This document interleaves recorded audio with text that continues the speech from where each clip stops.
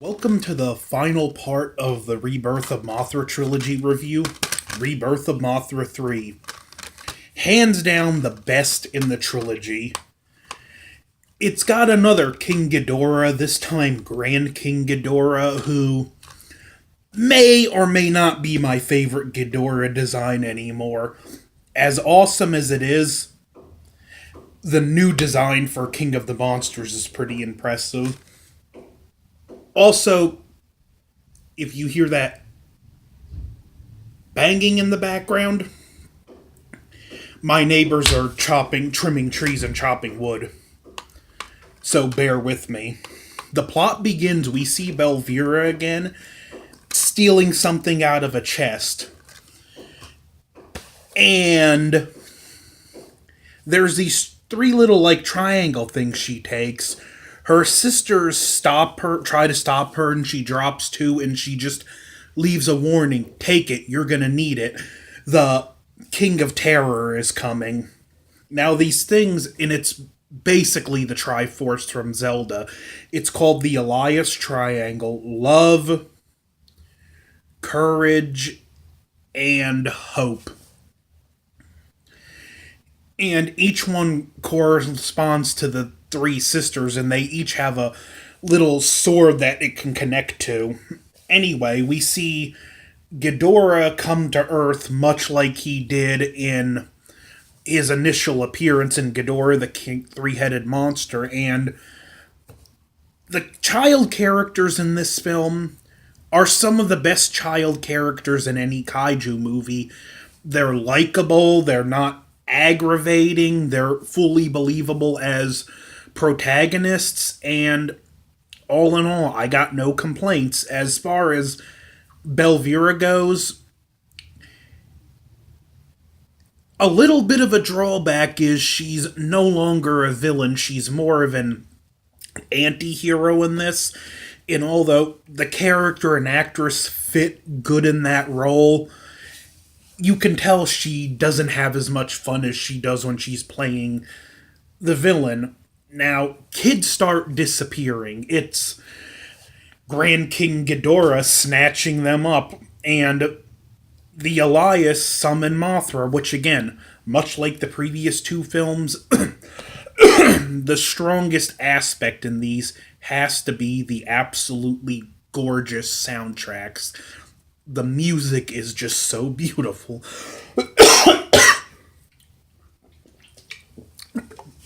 Anyway, Mothra fights Grand King Ghidorah and doesn't do so well.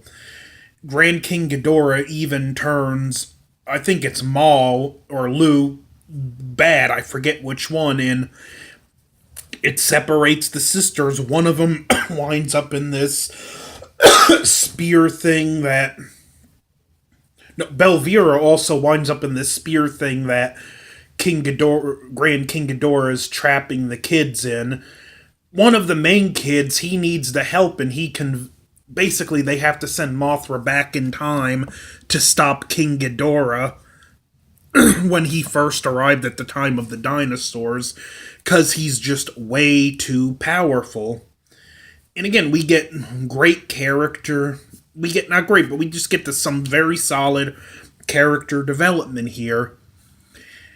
And the sister makes the call to be willing to send Mothra back.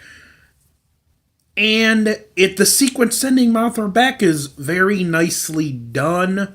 Mothra turns into Lightspeed Mothra, and when we see King Ghidorah at the time of the dinosaurs are claymation. Now, when Mothra fights King Ghidorah, Mothra's still barely strong enough to stand up to him. This is a very powerful King Ghidorah, even though the prehistoric form isn't quite as interesting as the main form, which is one of the best King Ghidorah designs ever.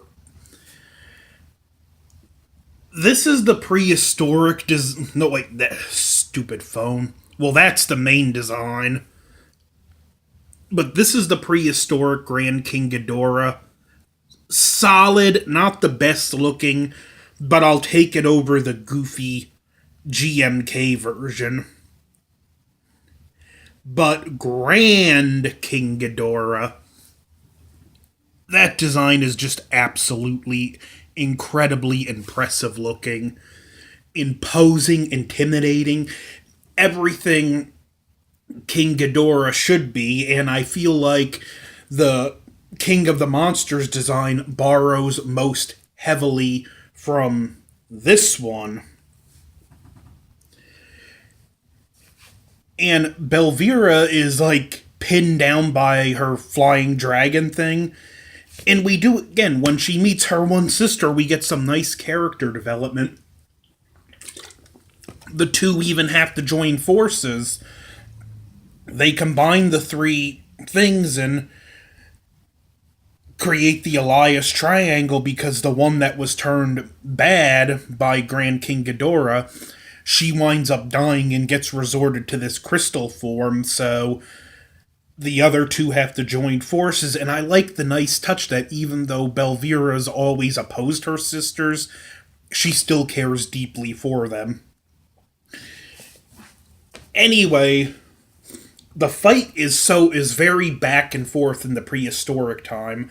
Mothra finally wins, but Ghidorah, a piece of his tail falls off and buries itself. And the prehistoric Mothras come up and spin Mothra Leo into a cocoon.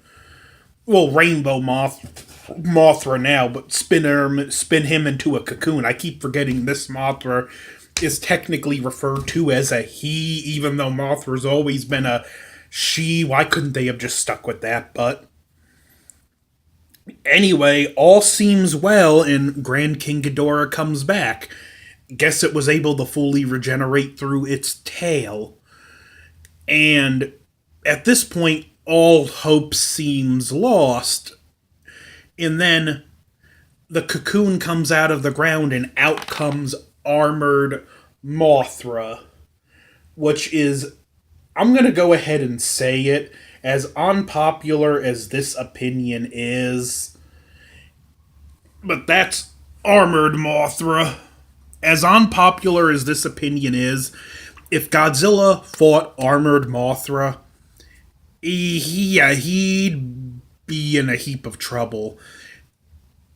I mean, armored Mothra totally tanks Grand King Ghidorah. He even cuts one of his wings off with his.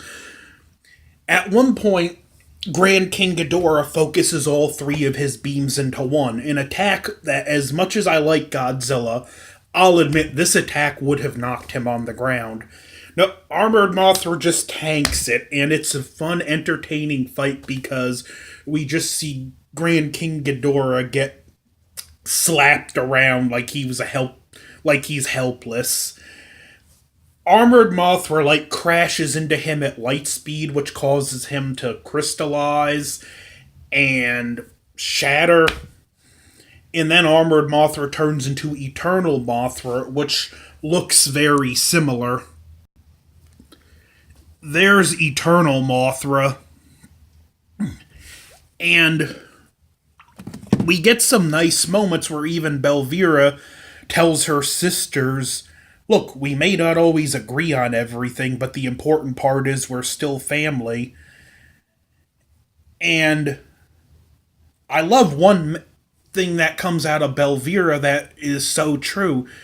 She tells her one sister, sometimes love isn't enough. Sometimes we have to destroy our enemies, and only then can hope grow, which is true. Sometimes, I mean, look through our history, World War II, love was not going to stop Nazi Germany. Nazi Germany had to be destroyed.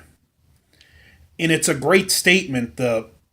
As far as the human characters, the brother, he gets some great development in it. There's solid development for everyone in this film, and although I would like to have seen a third film where we get to see Eternal Mothra in action, if the Rebirth series had to end somewhere, I'm glad it ended on an extremely high note. Rebirth of Mothra 3 is A+. It is the hands down best in the trilogy. It doesn't ham fist the environmental message like the first one. It's not as awkward at times as the second one. It's the most well balanced, entertaining, got the best kaiju fights in the series. Just everything about Rebirth 3 is a win all day, every day. But I do strongly recommend get this Blu-ray. You won't be disappointed. It is well worth it. So don't forget to like, share, comment, subscribe. Be on the lookout for my ranking my movies video for ranking the movies I've seen this year and my year-end review. After the first of the year, I'll be back with more Godzilla's Kaiju Lounge especially, and I'm going to I'm still going to continue the rise and fall of Trek, but in addition, I'm also going to review Deep Space Nine. Not every episode. I'm going to review select episodes in the season and then review the season itself. So don't forget to like, share, comment, subscribe. Over and out, and be on the lookout for my Mass Effect trilogy review.